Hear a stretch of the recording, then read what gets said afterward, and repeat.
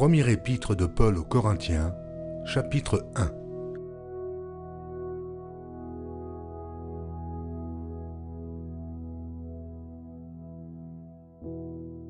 Paul, appelé à être apôtre de Jésus-Christ par la volonté de Dieu, et le frère Sosthène, à l'Église de Dieu qui est à Corinthe, et à ceux qui ont été sanctifiés en Jésus-Christ, appelés à être saints, et à tous ceux qui invoquent en quelque lieu que ce soit le nom de notre Seigneur Jésus-Christ, leur Seigneur et le nôtre. Que la grâce et la paix vous soient données de la part de Dieu notre Père et du Seigneur Jésus-Christ. Je rends à mon Dieu de continuelles actions de grâce à votre sujet, pour la grâce de Dieu qui vous a été accordée en Jésus-Christ. Car en lui vous avez été comblés de toutes les richesses qui concernent la parole et la connaissance, le témoignage de Christ ayant été solidement établi parmi vous, de sorte qu'il ne vous manque aucun don, dans l'attente où vous êtes de la manifestation de notre Seigneur Jésus-Christ.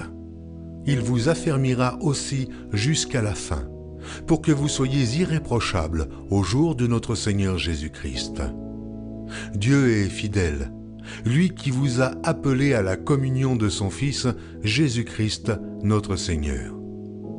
Je vous exhorte, frères, par le nom de notre Seigneur Jésus-Christ, à tenir tous un même langage, et à ne point avoir de division parmi vous, mais à être parfaitement unis dans un même esprit et dans un même sentiment. Car, mes frères, j'ai appris à votre sujet, par les gens de Chloé, qu'il y a des disputes au milieu de vous. Je veux dire que chacun de vous parle ainsi. Moi je suis de Paul, et moi d'Apollos, et moi de Céphas, et moi de Christ. Christ est-il divisé?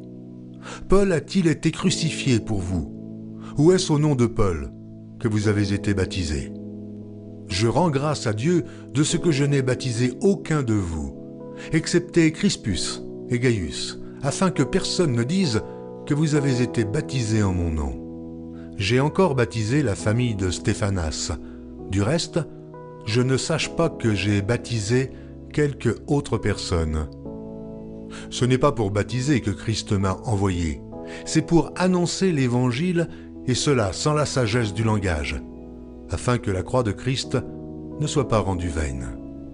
Car la prédication de la croix est une folie pour ceux qui périssent, mais pour nous qui sommes sauvés, elle est une puissance de Dieu. Aussi est-il écrit, je détruirai la sagesse des sages et j'anéantirai l'intelligence des intelligents. Où est le sage? Où est le scribe? Où est le disputeur de ce siècle? Dieu n'a-t-il pas convaincu de folie la sagesse du monde? Car puisque le monde avec sa sagesse n'a point connu Dieu dans la sagesse de Dieu, il a plu à Dieu de sauver les croyants par la folie de la prédication. Les Juifs demandent des miracles, et les Grecs cherchent la sagesse. Nous prêchons Christ crucifié. Scandale pour les Juifs et folie pour les païens, mais puissance de Dieu et sagesse de Dieu pour ceux qui sont appelés tant Juifs que Grecs. Car la folie de Dieu est plus sage que les hommes, et la faiblesse de Dieu est plus forte que les hommes. Considérez, frères, que parmi vous, qui avez été appelés, il n'y a ni beaucoup de sages, selon la chair, ni beaucoup de puissants, ni beaucoup de nobles. Mais Dieu a choisi les choses folles du monde pour confondre les sages. Dieu a choisi les choses faibles du monde pour confondre les fortes. Et Dieu a choisi les choses viles du monde et celles qu'on méprise, celles qui ne sont point, pour réduire à néant celles qui sont, afin que nulle chair ne se glorifie devant Dieu. Or, c'est par lui que vous êtes en Jésus-Christ, lequel, de par Dieu, a été fait pour nous sagesse, justice et sanctification et rédemption, afin, comme il est écrit, que celui qui se glorifie dans le Seigneur.